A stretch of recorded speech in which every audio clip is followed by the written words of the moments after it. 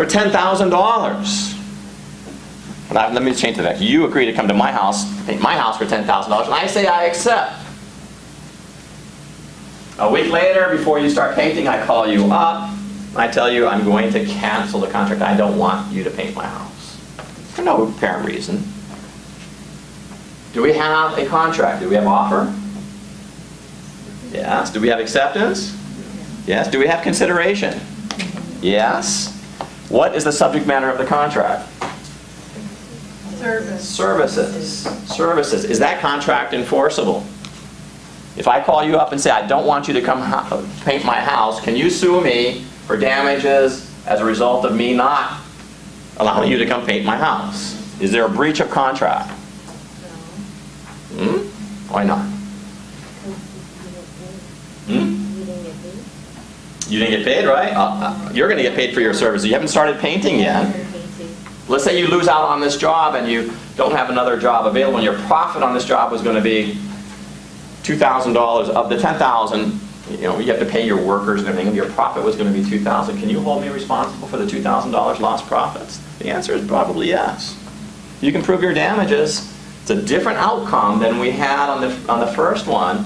First one was tangible personal property, unenforceable contract. This one is an oral contract for services. Are oral contracts for services enforceable?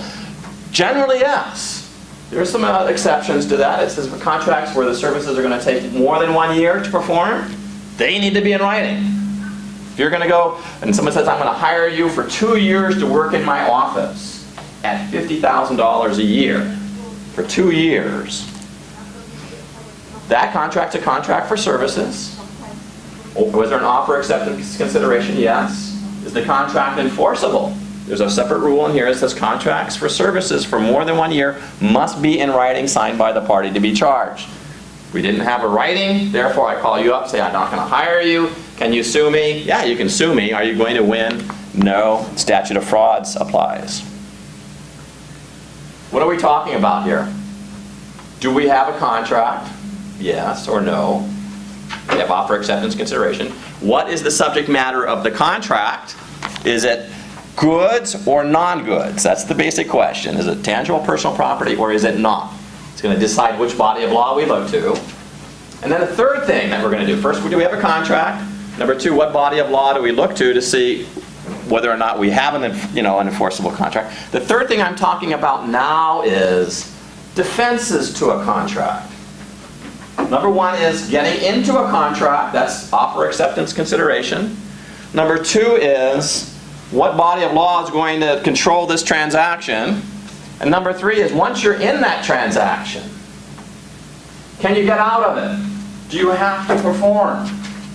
Is there, we use this word, is there a defense? Like football, football, you have somebody on the offense. A defense means somebody's coming at you saying you must do something. A defense is something that says you don't have to do it. Was there offer? Was there acceptance? Was there consideration? Okay, maybe there is a contract. Does every contract have to be performed? The answer is no, if you have a contractual defense. Something that says even though you have a contract, I don't have to perform it. Give me some examples of defenses. We talked about one, right? We talked about two right now.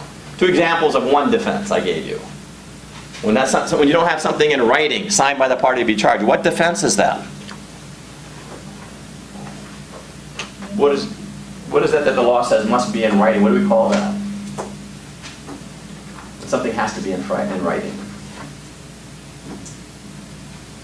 I know you're going to know it once I tell you. It's statute of frauds. Statute of frauds says the agreement, there are certain types of agreements that must be in writing, signed by the party to be charged. What kind of agreements are those? Agreements for services for more than 1 year that can't be performed within 1 year. For UCC Article 2, goods for the sale, contracts for the sale of goods for $500 or more must be in writing. Contracts to sell securities. Contracts to sell real estate. Can you have an oral agreement or oral contract to sell real property? You can have one. You're right. You can have one, but it's not enforceable. Why? Because there's a defense against it. There was offer, there was acceptance, there was consideration. I'm going to sell you my house for $1 million. You say, I accept. I'm going to pay you $1 million, Mr. Lenhart, for your house. Do we have offer acceptance consideration? We do. Do I have a reason to get out of it? What's the defense? Statute of frauds. Give me some examples of things that can get you out of a contract. Statute of frauds is one. You and I go out to lunch together, and you got a beautiful Porsche that I would love to have. And you don't, it's your favorite car too, you love it, and I start loading you up on martinis. You're feeling pretty good. 1 martini, 2 martini, 3 martini, 4 martini, 5 martinis, you'll sign anything I ask you to sign. You sign 5 martinis, you're going to sell me your Porsche for $100. You sign it, I got the contract, and I go, aha, I got you, here's the contract, sell me your Porsche. Wake up sober, you have a hangover the next day, sell me your car. What is your defense? Okay, what do we call that? What's the technical word for that, state of mind? Intoxication.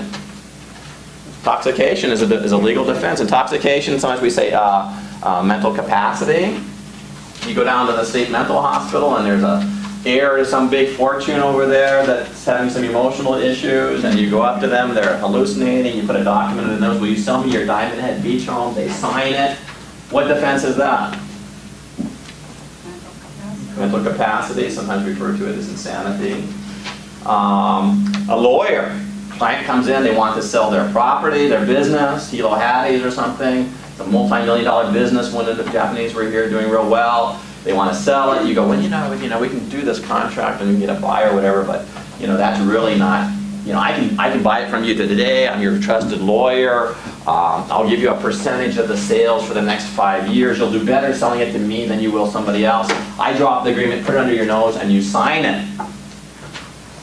What is that? Is that contract enforceable? You're a lawyer, you're going to argue it is. If this client then runs off and said, my goodness, the lawyer's only going to pay you $2 million for that business, it was worth $5 million. The client runs off to another lawyer.